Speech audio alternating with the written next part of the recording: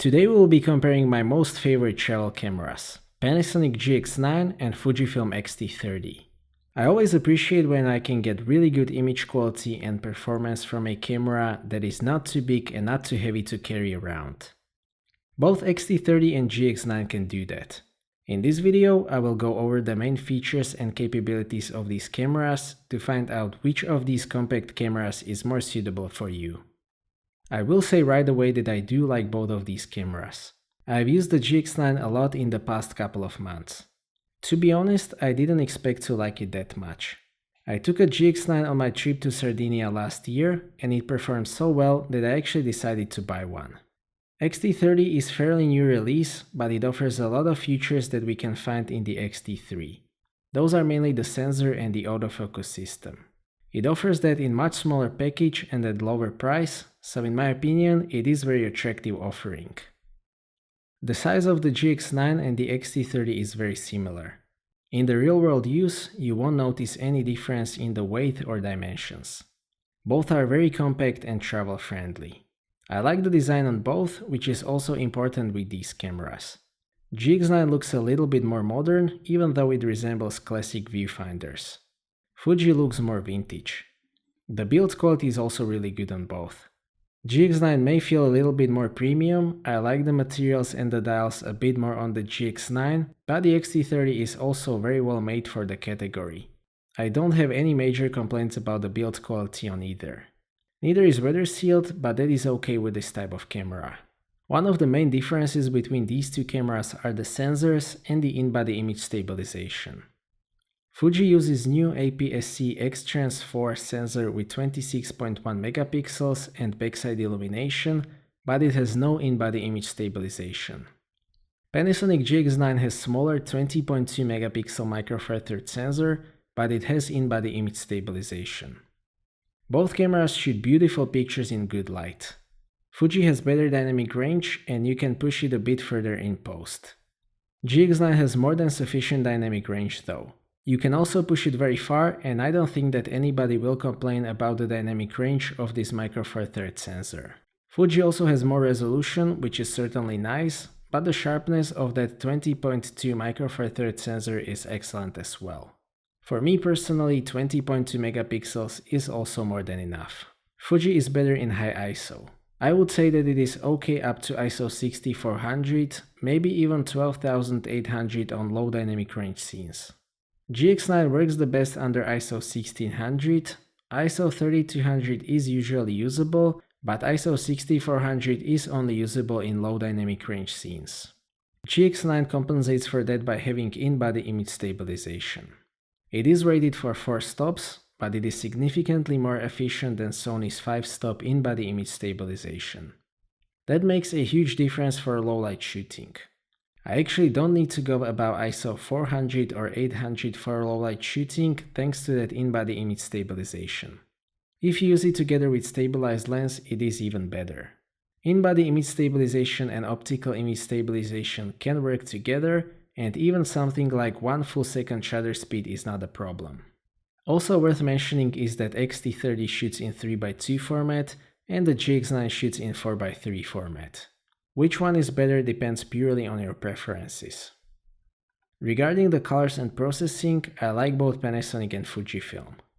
Both have very good out-of-camera colors, relatively vibrant and saturated. Panasonic is a bit more vibrant, but not too much. Fuji also has film simulation for JPEGs.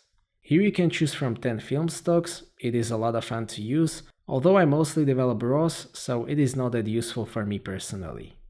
Overall, both are really good sensors. X-T30 has better sensor overall, but GX9 makes up for that by having the in-body image stabilization.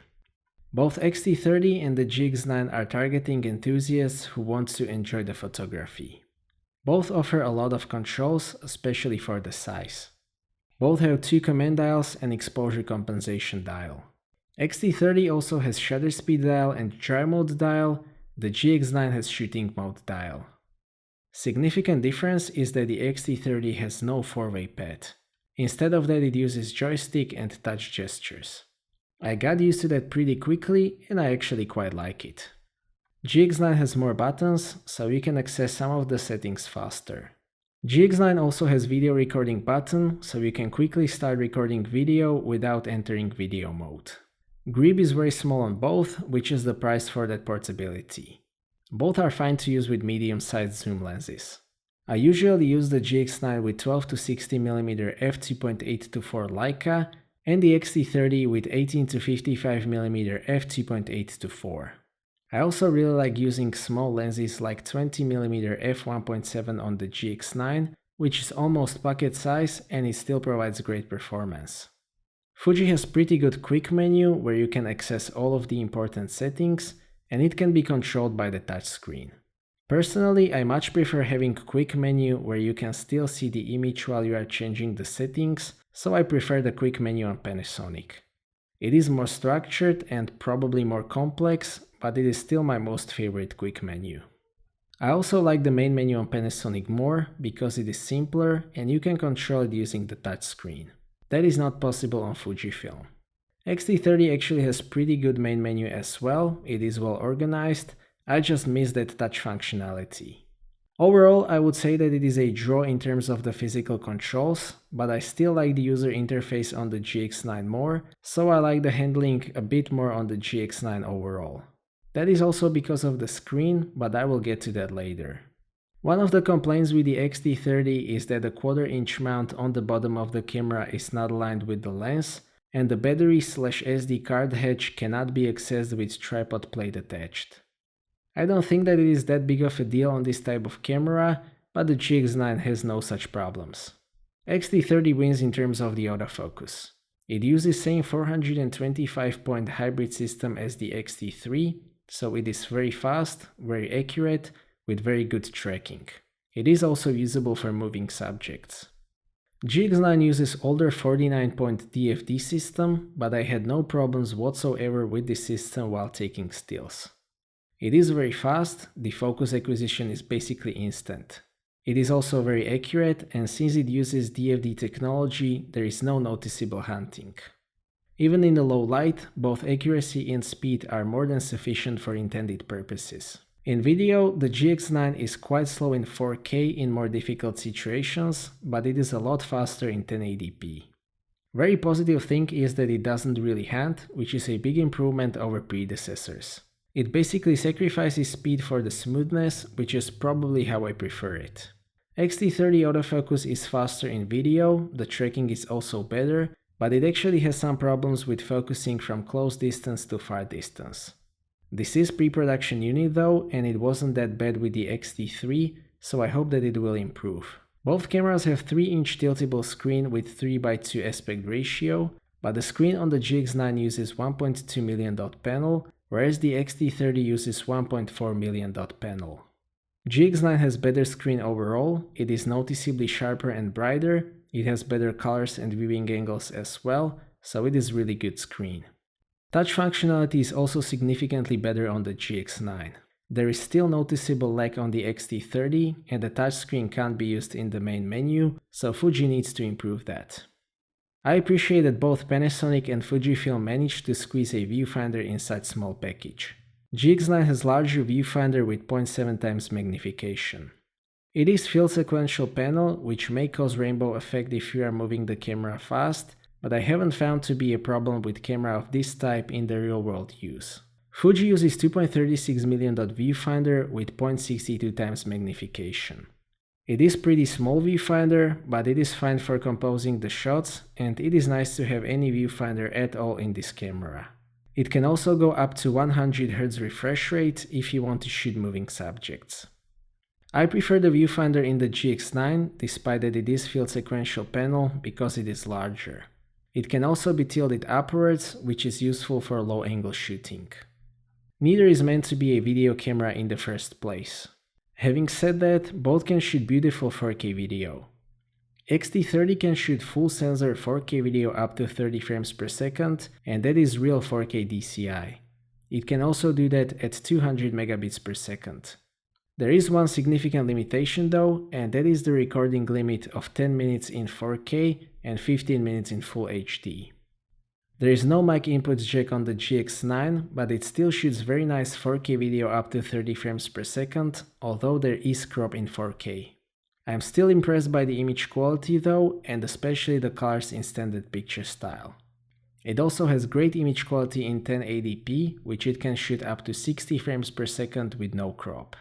X-T30 has 2.5mm mic input, which is certainly better than nothing. It can also shoot in f-log, which gives you more flexibility in post. There is also great flat Eterna film simulation, which is great compromise between capturing the dynamic range and the ease of color grading. It can also output 10-bit 422 over HDMI. Overall, I would say that the X-T30 is better for video despite that recording limit. GX9 is also very suitable for capturing B-roll. It has great 1080p quality, but there is that 4K crop and no mic jack. X-T30 shoots 8 frames per second with autofocus and mechanical shutter, whereas the GX9 can shoot 9 frames per second, but that is with autofocus single only. With autofocus continuous, it shoots 6 frames per second.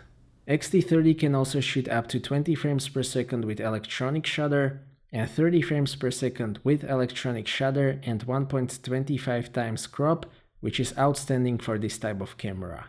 The problem is that it has tiny buffer, it can only store 18 RAWs. GX9 can store 32 RAWs, so it might actually be more suitable for continuous shooting. The battery life is not great on either of these. Batteries are physically small, X-T30 is rated for 380 shots, GX9 only for 250. In the real world, the battery life is similar, neither can last full day of travel shooting, but you should be fine with 2 or 3 spare batteries. Both can be charged through USB, which is great. X-T30 is better in this regard because it has USB-C and it can be charged while you are using it. GX9 has micro USB located on the grip side, and the camera is only being charged when it is turned off. I have tested the X-T3 with 18 to 55mm f2.8-4 lens. It is pretty good all-round lens, quite sharp, and it has also nice character. It actually has exceptionally good optical image stabilization. It is not the most stunning lens that I've tested, and I do miss that 24mm full frame equivalent on the wide end, but it is still a very good choice for the X-T30. I mostly use the GX9 with Leica 12 to 60mm f2.8-4. That is great all-round lens with very useful focal range and beautiful optical characteristics. It is all that I need for travel photography. Of course, both work great with pancake lenses. 20mm f1.7 is also a lot of fun to use on the GX9. Both GX9 and Fuji X-T30 are great cameras in my opinion. Both provide very good performance in small package that won't bother you too much. Main advantages of the GX9 over the X-T3 are the in-body image stabilization, user interface, screen, viewfinder, and longer video recording limit. Main advantages of the X-T30 are the sensor performance, no crop in 4K video, and autofocus tracking. I think that I can say that for travel photography, street photography, and all-round use, you can't go wrong with either. One more thing that these cameras have in common is that both are great fun to use. So regardless of which one you choose, just take it out and enjoy the photography and videography as much as you can. So that's it for this video, thank you for watching, I hope that you liked this video and that you found it to be useful. Stay tuned for more videos and maybe consider subscribing if you don't want to miss my future content. I appreciate your feedback in form of thumbs up or thumbs down. If you would like to ask anything or share your opinion, please do so in the comment section, and see you next time.